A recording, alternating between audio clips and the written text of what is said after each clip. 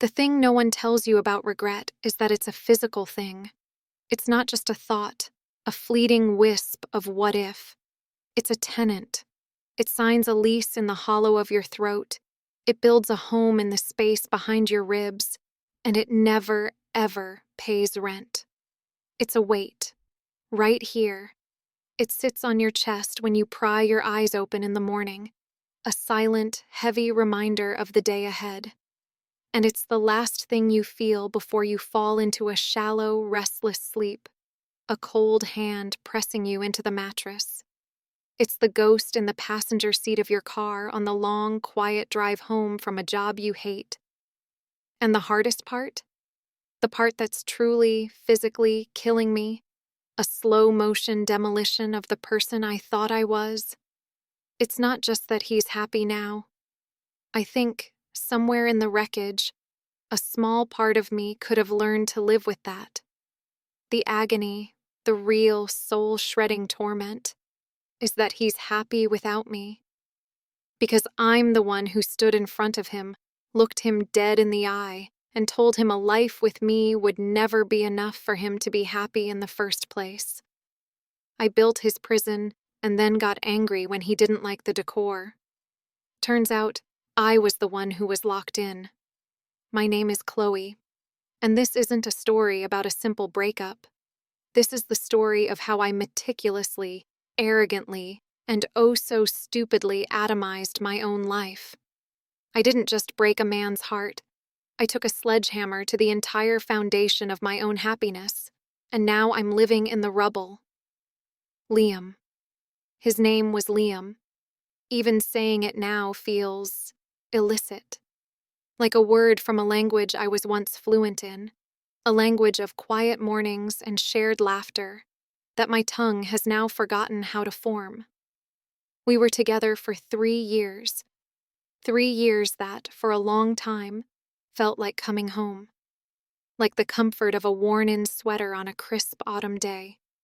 He wasn't flashy. He wasn't a VP at some buzzworthy tech startup in Austin, or a finance bro from Chicago with a portfolio that was his entire personality. He was a carpenter. And I don't mean he just put together IKEA furniture on the weekends. He was a creator, an artist. His hands, which were always a little rough, calloused from his tools, with a constellation of tiny, silvery scars from splinters and the occasional slip of a chisel, could conjure the most beautiful, soulful things from lifeless blocks of wood. He built this bookshelf behind me. It was the first thing he ever made for our place. He spent a month on it. He said every book deserved a home as thoughtful as the stories held inside. That was him, to his very core. Thoughtful, kind, deeply, unshakably decent. His happy place was the garage of our small, rented house in a quiet, leafy suburb of Portland. The air in there was a permanent perfume of cedar wood and fresh coffee. There was always a fine layer of sawdust on his worn-out jeans and on the floor, glittering like fool's gold in the afternoon light. He was calm. He was a calm, deep sea in the middle of my chaotic life as a junior marketing executive, where everything was about climbing, achieving, performing, and, most importantly, posting the wins on Instagram for everyone to see. He was my anchor. The problem was, I eventually started to feel like he was anchoring me to the seafloor. Our friends, my friends, I should say, they never really got him. My best friend, Maya, who measures a person's worth by their job title and their brunch budget, would always ask, in that concerned but secretly judgmental tone she'd perfected, is he, ambitious? Does he want more than just wood? I remember one brunch specifically. Maya was going on about her new boyfriend, a senior analyst at Nike. He's taking me to Cabo next month, she'd said, flashing a perfectly manicured hand. Then she turned to me, her eyes full of faux pity. What about you guys? Liam got any big projects coming up? I'd force a smile and talk about the beautiful cradle he was making for his sister. Maya would just nod, her eyes glazing over, and say, "Oh, that's sweet, sweet," the most damning, condescending word in the English language.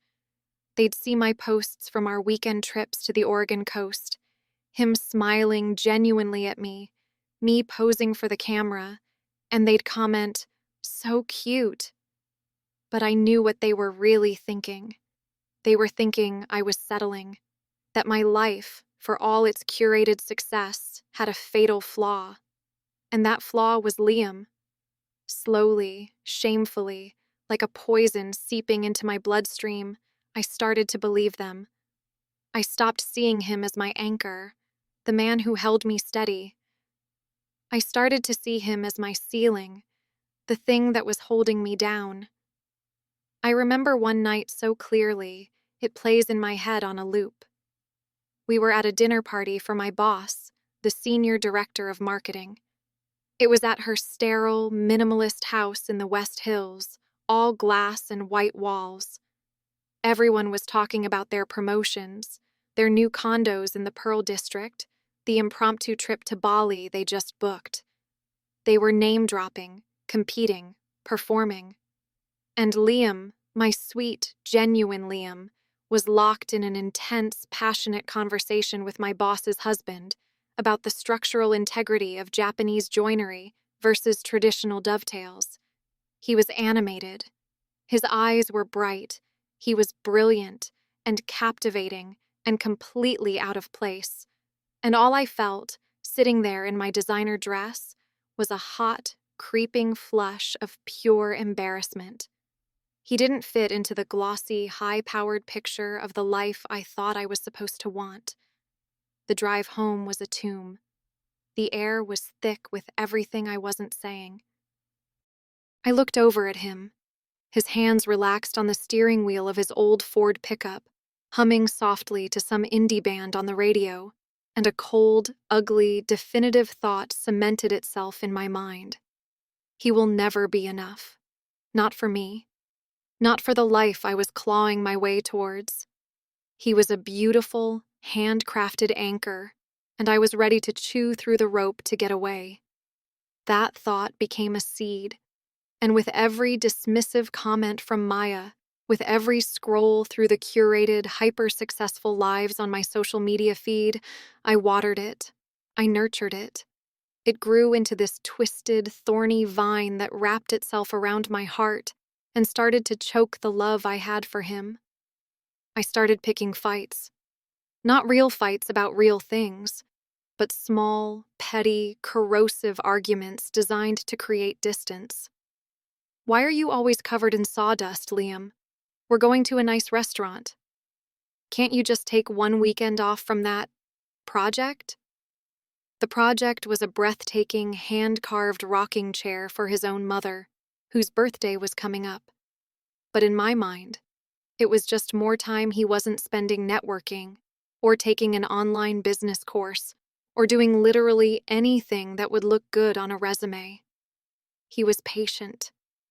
God, he was so infuriatingly patient.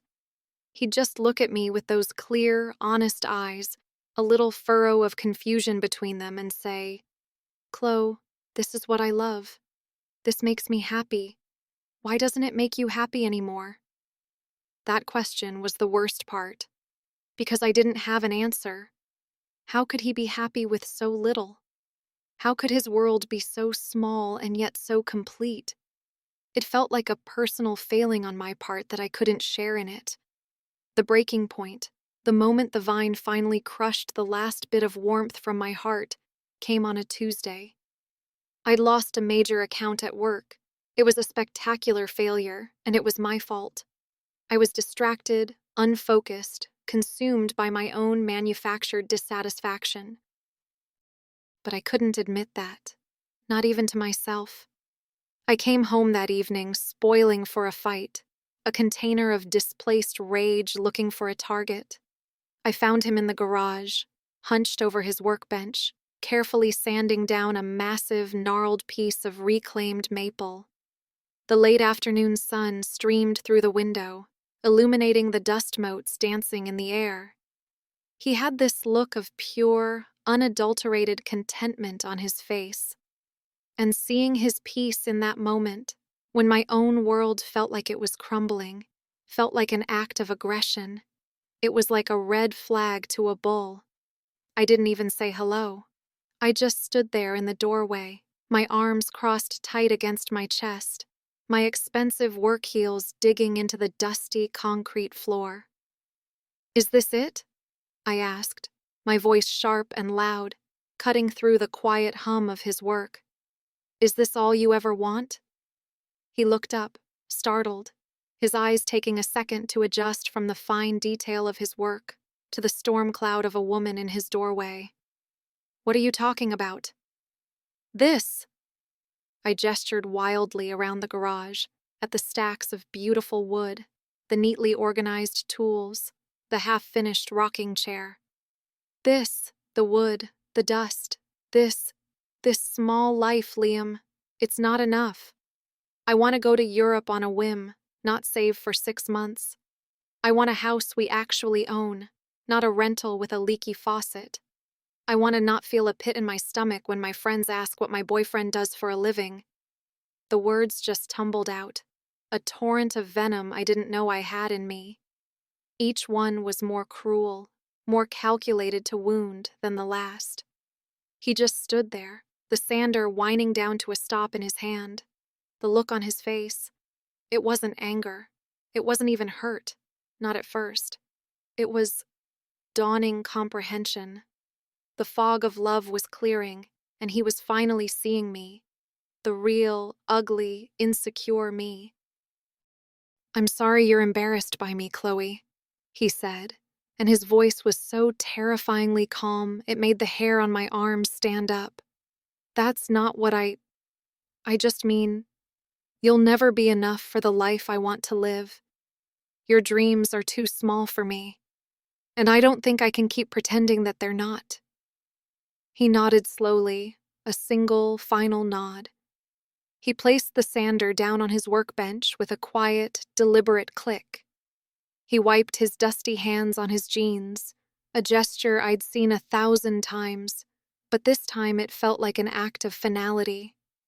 He walked past me, not even brushing my shoulder, and went into the house. He didn't yell. He didn't cry. He didn't beg.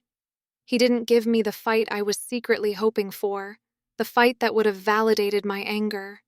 He gave me nothing. 20 minutes later, he came out with a single duffel bag slung over his shoulder. He stopped in front of me, looked at me one last time, and his eyes were just empty. The light was gone. "I hope you find the life you're looking for, Chloe," he said. "I really do."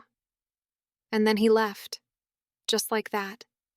The engine of his old pickup truck rumbled to life, a sound that had always meant he was home, and now it meant he was gone forever. The sound faded down the street, and for the first time in 3 years, I was completely, utterly alone in the house. For about 24 hours, I felt relief, a strange, intoxicating, manic freedom. I called Maya. "I did it," I said, my voice high and brittle, trying to sound triumphant. "He's gone." "Oh my God, Chloe, finally, good for you," she squealed into the phone. "This is the start of your new chapter. Level up, girl. We are going out this weekend to celebrate your liberation." And we did go out. I wore my most expensive, most revealing dress. We went to a rooftop bar in the Pearl District, the kind Liam would have called soulless. I let a guy in a tailored suit, who told me he was in private equity, buy me a $10 cocktail. I laughed too loud at his unfunny jokes, and I felt nothing. A profound, echoing, cavernous nothing. The entire time, I just felt this gaping hole where Liam's quiet, steadying presence used to be. It was the loudest silence I'd ever heard. The next few weeks were a blur of trying to force myself to be happy. I leaned into the life I claimed I wanted. I went on a string of dates with guys from Hinge. They had the right jobs: lawyers, consultants, tech managers. They had the right ambitions. They talked about their stock portfolios, their 5-year plans, their Peloton stats. One guy, a portfolio manager named Josh, spent 20 minutes explaining his crypto investment strategy to me. His eyes were glazed over with a passion I recognized. It was the same passion Liam had when he talked about the grain of a piece of tiger maple. But Josh's passion felt cold, sterile. All I could think was how none of these men knew how to build a bookshelf. None of them would smell like cedarwood and coffee. None of them would know how to hold me on the couch after a bad day without saying a word. Have you ever been there? When you finally get the thing you screamed and cried and fought for, what you thought you wanted, and you stand in the middle of it, and you just feel hollow? It's a terrifying, disorienting feeling, isn't it? Like you've spent your whole life following a map, only to arrive at the destination and realize it's a barren wasteland. Let me know in the comments if you know what I'm talking about, because for a while, I genuinely thought I was going crazy. My obsession, my descent, started small. An accidental check of his Instagram. I don't know what I was expecting. Sad, emo posts, vague, heartbroken song lyrics, radio silence, nothing. In fact, he wasn't posting much at all. Then, about a month after he left, a picture appeared. It was a professionally designed logo, simple, elegant, with his name, Liam Heller Woodworks. The caption was just 3 words: a new beginning. My heart didn't sink. It plummeted. A few days later, another post. A stall at the Portland Saturday Market. It was filled with his work: gorgeous end-grain cutting boards, intricate jewelry boxes, a stunning live-edge coffee table that I knew he'd been sketching for months. The caption was simple: First market day, feeling grateful and terrified. The comments section was a flood of praise. Your work is stunning. So glad I snagged one of these beautiful boards. You're so talented. He wasn't just sitting around being sad. He was building something, for himself, without me. I told myself it meant nothing, a hobby, but I couldn't stop looking. The next weekend, I did something I'm still deeply ashamed of. I went to the market. I put on a baseball cap and sunglasses, like some kind of pathetic spy in a bad movie. The market was bustling, full of tourists and locals. I smelled the waffle cones, heard the live music, and felt completely detached from all of it. I found his booth near the waterfront, and I saw him. He was talking to an older couple, his hands moving with expressive energy as he explained the joinery on a piece. He was glowing. He was absolutely radiant. I had never seen him look so alive, so confident, so utterly in his element. He wasn't my quiet background boyfriend anymore. He was an artist, a business owner, and I was a stranger, hiding behind a rack of tie-dyed shirts, feeling a wave of nausea so intense I had to grip the metal rack to stay upright. I ran back to my car, my heart pounding in my ears. Why wasn't he miserable? He was supposed to be the one who was lost without me. I was the one with the big, important job, the upward trajectory. He was the one I'd left behind in the dust. But it was becoming terrifyingly clear that I was the one who was choking on it. The real spiral, the point of no return, began a few weeks after that. It was another photo on his business page. This one wasn't of his work. It was him, sitting on a picnic blanket at Laurelhurst Park, laughing. His head was tilted back to the sun, a real, uninhibited, joyful laugh. And next to him, with her head on his shoulder, was a woman. Her name was Sarah. It took me less than 5 minutes of internet sleuthing to find out. Her profile was public. Of course it was. She was a landscape designer. Her Instagram was a beautiful, sun-drenched collection of pictures of her dog, a scruffy terrier mix named Gus. She had pictures of her hands, covered in rich, dark soil from a community garden she was organizing. She had pictures of her and her friends hiking near Multnomah Falls, their faces bright with exertion and happiness. She looked kind. She looked happy. She looked like the type of person who would think the smell of cedarwood was the best perfume in the world. And she was with Liam. That's when the real madness took hold. I became a digital ghost, a silent, obsessive phantom haunting the sunlit edges of their life. I'd spend hours, late into the night when I couldn't sleep, scrolling through her profile, her friends' profiles, her dog's unofficial profile. I pieced together the story of their budding relationship through tagged photos and casual comments. I analyzed every single photo. Did he look happier with her than he did with me?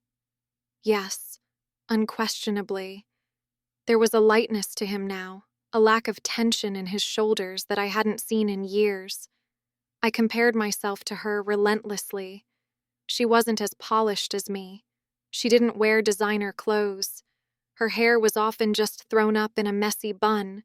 But she had a light in her eyes, a genuine contentment that I knew I'd lost a long, long time ago. I know this sounds pathetic. I can hear it as I say it. And I need to ask, has anyone else done this? Has anyone else fallen down that deep, dark, obsessive rabbit hole of stalking an ex's new partner? It's like a car crash in slow motion that you can't look away from. You know every second of it is destroying you, but you keep scrolling, enlarging photos, reading comments, looking for a clue, for a sign that it's not serious, that you're still on their mind. It's a special kind of self-torture, isn't it? My work completely fell apart. I missed major deadlines. My boss put me on a formal performance improvement plan. I was irritable and distracted. Maya tried to be supportive, but even she started to run out of her "you're a queen" platitudes. "Chloe, for God's sake, you just need to block him," she said, her voice laced with an exasperation she could no longer hide. Block him? It was the only window I had left into the life I should have had. Instead, I did the opposite.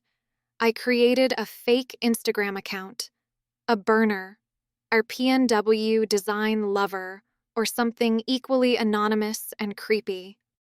I started leaving comments on the woodworking accounts he followed. "Beautiful work," I'd write on someone else's post, hoping he'd see my anonymous profile and somehow, magically, know it was me. It was insane. I knew it was insane, even as I was doing it. Then, one night, after polishing off a bottle of Pinot Noir by myself, I crossed the final line. I picked up my phone and texted him from my real number. It was a long, rambling, maudlin message about how I thought about him all the time, how the house was so empty, how maybe I'd made a terrible mistake and we could just talk. I hit send before I could stop myself. The response was instant. Not from him. It was the automated, soul-crushing message from the network. "This user is not receiving messages from you at this time." He had blocked me. The panic was a physical assault. A wave of ice water crashed over me, leaving me breathless. He had completely and utterly cut me out. He was building a new life, a happy life with a happy, dirt-under-her-fingernails woman, and he had methodically, quietly erased me. That's when I started driving by his new place. He'd moved into a small, charming apartment above a bookstore on SE Division Street. I knew because Sarah had posted a picture of their new window box garden, proudly showing off the herbs they were growing.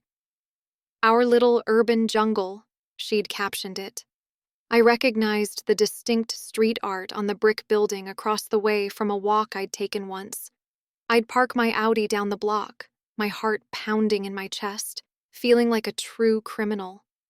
I'd just sit there for hours sometimes, engine off, just hoping for a glimpse. Sometimes I'd see them come out, holding hands on their way to a food truck or the farmer's market. They looked so normal, so happy, so deeply in sync. And I'd slide down in my leather seat, my cheeks burning with shame, feeling like the villain in a movie I didn't even want to be in. My life was a smoldering wreck. I was on the verge of being fired. Maya was now actively avoiding my calls. I wasn't eating. I wasn't sleeping. All I was a collection of bitter regrets and festering obsessions. And I knew, with a terrifying certainty, that I had to do something.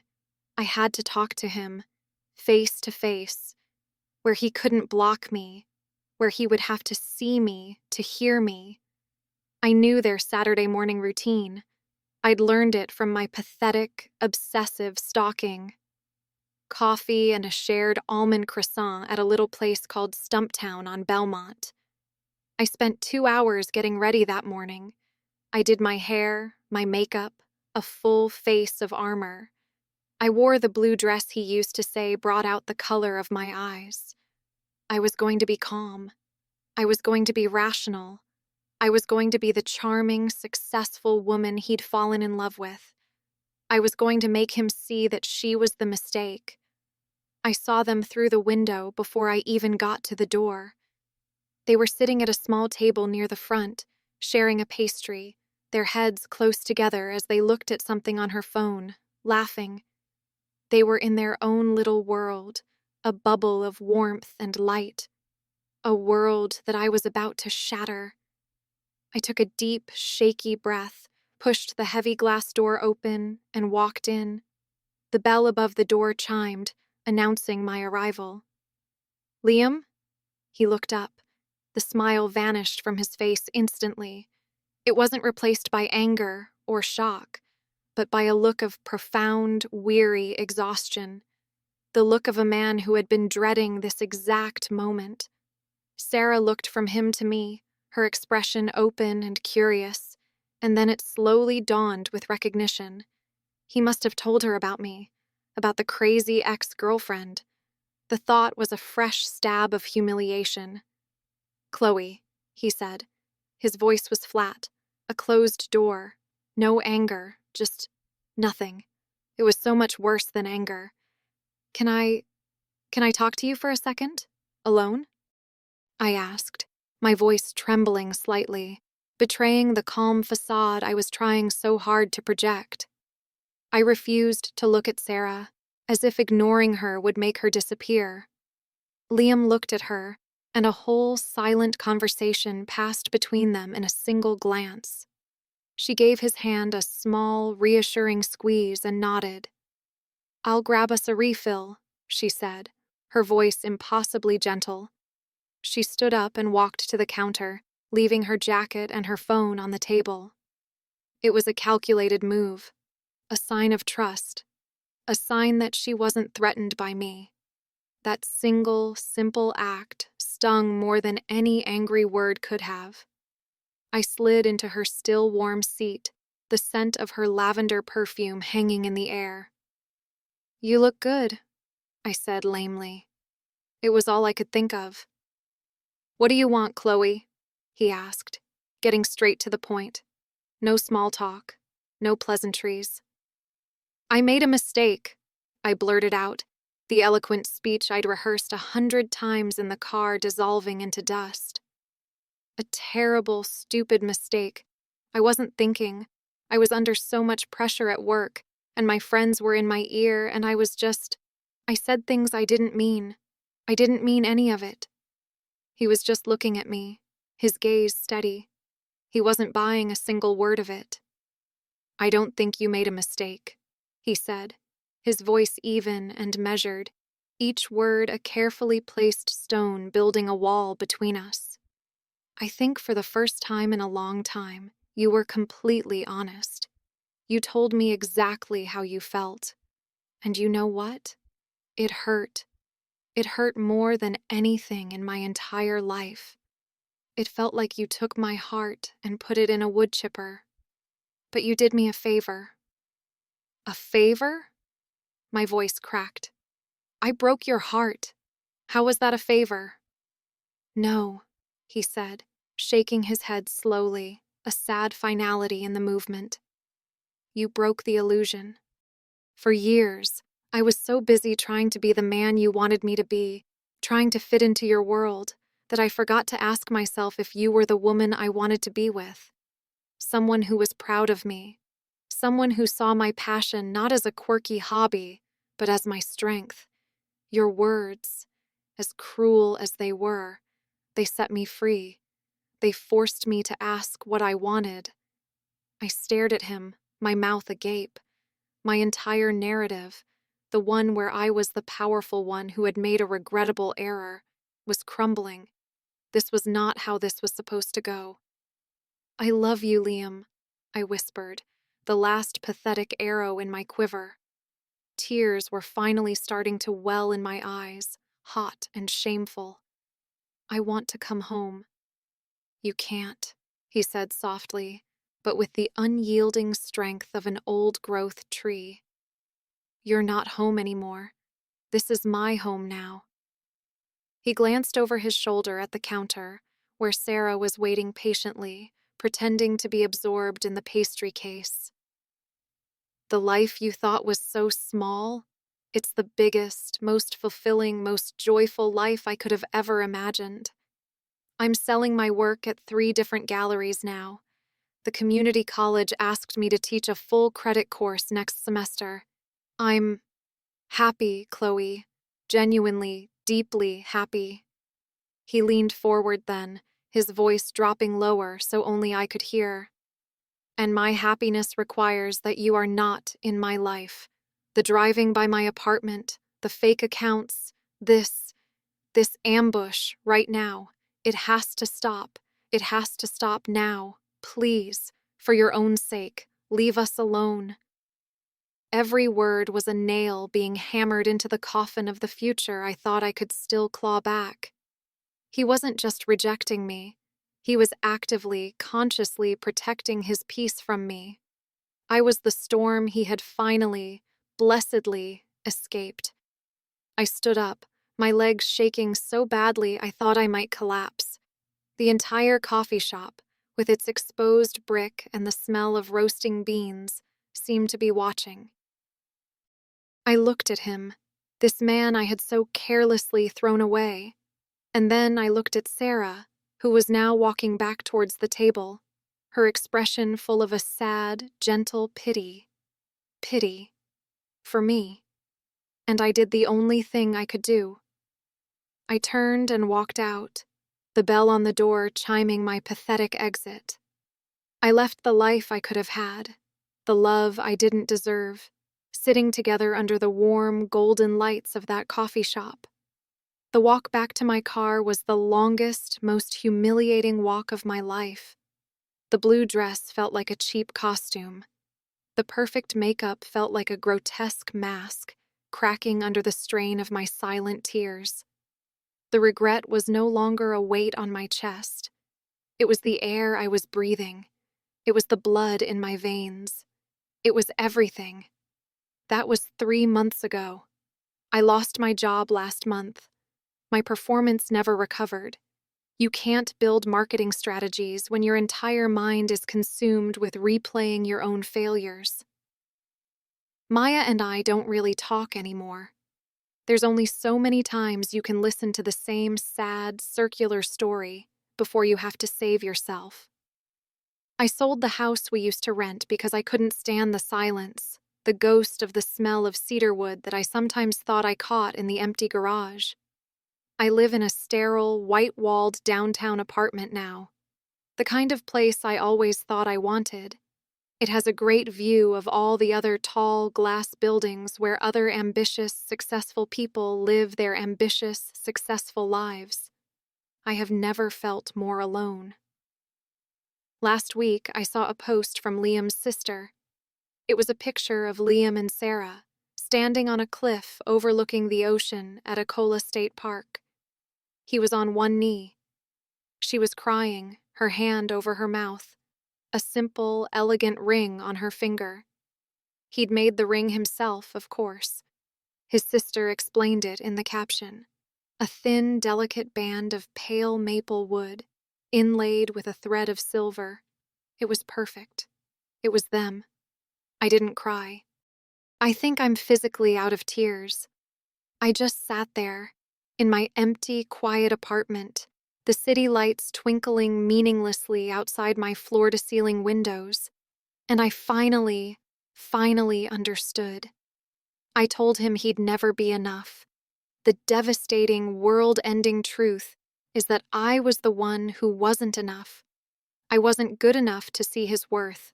I wasn't brave enough to choose a love that was real over a life that just looked good on paper. And now he has a life that is both real and good. And I have neither. It's killing me. Not the jealousy, not the anger. It's the knowing. The crystal clear 2020 hindsight, knowing that my own two hands, the same hands I used to hold his with, systematically broke the best thing I ever had. And the knowing that I have no one to blame but the hollowed-out woman staring back at me from the dark reflection in the window. So I guess I'm sharing this as a warning, a cautionary tale, or maybe just to scream into the void and see if anyone screams back. If you've ever managed to climb out of a hole you dug for yourself, a hole this deep, what was the first step? What does day one of not hating yourself look like? How do you even begin to forgive yourself for a mistake this big? If you have any real advice, not just platitudes, I could really use it. Thanks for listening.